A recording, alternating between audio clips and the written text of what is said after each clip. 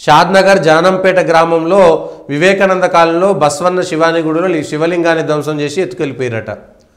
ఇది నిన్ననే భూపాలపల్లి దగ్గర కూడా ఒక ఆంజనేయ స్వామి గుడి మీద ఆంజనేయ స్వామి విగ్రహం పైన డీజిల్ పోసి తగలబెట్టారు. అక్కడ ఏది సంగారెడ్డి సదాశివపేటలో వినాయక విగ్రహాన్ని ఏదో ఆవులు ఏదో చేసినాయని చెప్పేటువంటి ప్రయత్నం చేసిరు. హైదరాబాద్లో చేసిరు, ముత్యాలమ్మ దేవాలయం చేసిరు, రక్షాపురంలో చేసిరు, ఎగ్జిబిషన్ గ్రౌండ్లో చేసిరు. గణేష్ పండుగలు వచ్చినప్పుడు గణేష్ మండపాలపైన విచిత్రమైనటువంటివి. కాంగ్రెస్ సర్కార్ వచ్చిన తర్వాత కావాలని కొందరు రెచ్చిపోతున్నారా? ఏం జరుగుతుంది? ఇది కూడా చిలికి చిలికి గాలివానలాగా మారేటువంటి అవకాశం ఉంది తెలంగాణలో. రాష్ట్ర సర్కారు వెంటనే దీనిపైన చాలా పెద్ద ఎత్తున సమీక్ష చేసుకోవాల్సినటువంటి అవసరం ఉంది. ఇదేదో ఒక్కరోజు పోయేది కాదు.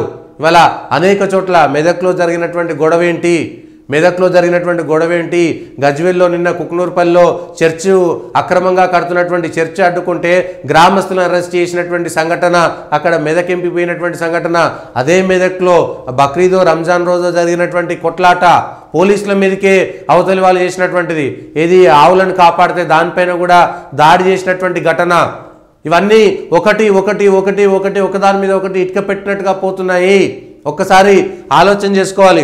ఏకంగా శివాలయంలోకి వెళ్ళి, పాత పురాతన దేవాలయం శివాలయంలోకి వెళ్ళి శివునికి సంబంధించినటువంటి విగ్రహాన్ని కూలగొట్టి శివలింగాన్ని ఎత్తుకుపోయేటువంటి పరిస్థితి ఎందుకు వచ్చింది?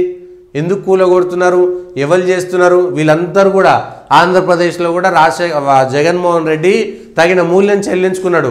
అంతర్వేదిలో రథాన్ని తగలబెట్టడము, లేకపోతే రామతీర్థంలో రాములవారి విగ్రహాన్ని ఖండించడము. అందరూ అంతకుముందు చంద్రబాబు నాయుడు కూడా అంతే మూల్యం చెల్లించుకున్నాడు. మళ్ళీ ఇప్పుడు కూడా ఖచ్చితంగా రేవంత్ రెడ్డి గారి సర్కారు దీనిపైన దృష్టి పెట్టకపోతే ప్రతి చోట ఇది జరుగుతుంది. జనంలో చర్చలోకి వెళ్తుంది. జనంలో అది తెలవకుండానే వాళ్ళకు సంబంధించినటువంటి అంశము. ఇది హైదరాబాద్లో సంబంధించింది కాదు. నిన్న భూపాలపల్లిలో కూడా గ్రామం పేరు అది లేదు, భూపాలపల్లిలో కూడా హనుమంతునికి సంబంధించినటువంటి విగ్రహం పైన డీజిల్ పోసి మరీ తగలబెట్టినటువంటి సంఘటన. అది వీడియో చూపిస్తే బాగుండదు, అది మంట వస్తున్నటువంటిది కాబట్టి చూపించలేకపోతున్నాం. భూపాలపల్లిలో జరిగినటువంటి సంఘటన, ఒకే రోజు 2 సంఘటనలు. అసలు ఏం జరుగుతున్నది తెలంగాణలో? రాష్ట్ర సర్కారు పోలీస్ శాఖ నిద్రపోతున్నదా? ఇది రాష్ట్ర ప్రభుత్వానికి రాష్ట్ర ప్రజల మధ్య వైషమ్యాలు పెంచడానికి దారితీస్తున్నది ఎవరు? ఒకవేళ కావాలని కొందరు చేస్తున్నది ఎవరు చేసిరో ఏంటో వాళ్ళ పేర్లు రాయలేరు. ముత్యాలమ్మ గుడిలో దుండగుడు అంటాడు. అరే సలీం అనేటువంటి వ్యక్తి దాడి చేసిందని చెప్పడానికి కూడా భయపడుతున్నారు. దాన్ని కావాలని చేసి అక్కడ ముత్యాలమ్మ గుడిది ఇవాళ కొద్దిగా వదిలిపెట్టిపోయేటువంటిది కాదు.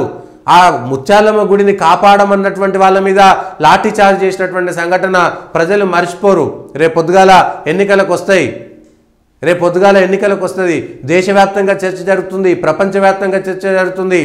బంగ్లాదేశ్లో హిందువులపైన దాడి జరిగితే అమెరికా అధ్యక్షుడు ట్రంప్ కూడా స్పందించాల్సినటువంటి పరిస్థితి వచ్చింది. ప్రపంచ దేశాలలో ఇవాళ హిందువులపైన జరుగుతున్నటువంటి దాడిపైన చర్చ జరుగుతున్నది. ఆ చర్చ పైన రాష్ట్ర ప్రభుత్వం కనుక నిమ్మకు నీరెత్తినట్టుండి ఏదో చిన్న చిన్న సంఘటనలని పక్కకు పెట్టుకుంటూ పోతే ఇది రాష్ట్ర వ్యాప్తంగా ఇవాళ హిమాచల్ ప్రదేశ్లో ఏం జరుగుతుందో చూస్తున్నాం కదా. హిమాచల్ ప్రదేశ్లో కాంగ్రెస్ నాయకులు ధర్నా చేస్తున్నారు.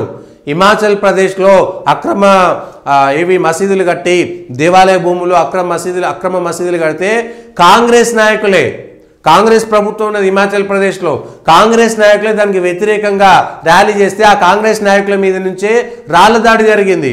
కాంగ్రెస్ సర్కార్ ఉంది, కాంగ్రెస్ కార్యకర్తలు, కాంగ్రెస్ నాయకులే అక్కడ ప్రభుత్వ భూమి, దేవాలయాల భూములు కబ్జా చేసి మసీదులు కట్టిరని ధర్నా చేస్తే దానికి పైన కూడా రాళ్ల దాడి జరిగింది కాంగ్రెస్ ప్రభుత్వ హయాంలో. ఇది అక్కడ ఇక్కడ కాదు, దేశవ్యాప్త చర్చ జరుగుతుంది. హైదరాబాద్లో, తెలంగాణలో ఏం జరుగుతుందనేటువంటి అంశం పైన, భూపాలపల్లిలో హనుమాన్ విగ్రహం పైన డీజిల్ వాసన వచ్చిందో, పెట్రోల్ వాసన వచ్చిందని అక్కడ పూజారి చెప్తున్నాడు. ఎవరు చేసిరు, ఏం సంగతి, నిజాలు తేల్చండి. ఎవడు అని పేరు, నిందితుడు కూడా అని పేరు పెట్టండి, లేకపోతే మర్కజ్ రవి అని పేరు పెట్టి, లేకపోతే నిందితుడు దుండగుడు అని పేరు పెడితే తెలియదు. నిజాలు బయటికి రావాలి.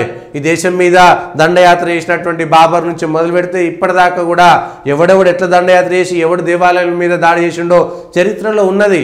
మనం చెరిపేస్తే చెరిగేది కాదు. ఈ విషయాలను జాగ్రత్తగా గమనించాల్సినటువంటి అవసరం మనకే ఉన్నది. సర్కారు వైఫల్యం కిందికి పోతుంది. అంత ఈజీ కాదు. ఒకటి కాదు, 5-6 సంఘటనలు జరిగినాయి ఇప్పటికీ. 5-6 సంఘటనలు. ఒక హైదరాబాద్లోనే ముత్యాలమ్మ దేవాలయంతో పాటు ఇక్కడ ఎగ్జిబిషన్ గ్రౌండ్లో అమ్మవారి మండపం పైన జరిగినటువంటి దాడితో పాటు రక్షాపురంలో ఓల్డ్ సిటీలో రక్షాపురంలో జరిగినటువంటి దాడితో పాటు ఇప్పటికే ఓల్డ్ సిటీలో జరిగినటువంటి ఏది దేవాలయాల భూముల కబ్జాలు జరుగుతున్నటువంటి అంశంతో పాటు రాష్ట్ర వ్యాప్తంగా చర్చ జరుగుతుంటుంది. ఇది ఇవాళ దాన్ని ఎందుకు చేయలేకపోతున్నారు? దాని వెనుక ఉన్నటువంటి దుండగులు ఎవరో చెప్పలేకపోతున్నారు. ఇది ఇట్లనే చేసుకుంటూ పోతే నష్టపోయేది మాత్రం రాష్ట్ర సర్కారే. ఖచ్చితంగా రాష్ట్ర ప్రభుత్వం తగిన మూల్యం చెల్లించుకోవాల్సి వస్తుంది. ఏ విషయంలోనైనా సరే. అందులో ముఖ్యంగా దేవాలయాలపైన జరిగినటువంటి దాడిని ఏదో మా కాంగ్రెస్ కార్యకర్తలు లేరా, హిందువులో బీఆర్ఎస్ కార్యకర్తలు లేరా, బీజేపీ కార్యకర్తలు లేరా కాదు. ఒక్కసారిగా అది గనక రేజ్ అయితే తట్టుకోవడం కాంగ్రెస్ పార్టీ వశం కాదు అనేటువంటి విషయాన్ని గుర్తుంచుకొని ఆ విధంగా వెళ్ళాల్సినటువంటి అవసరం ఉన్నది.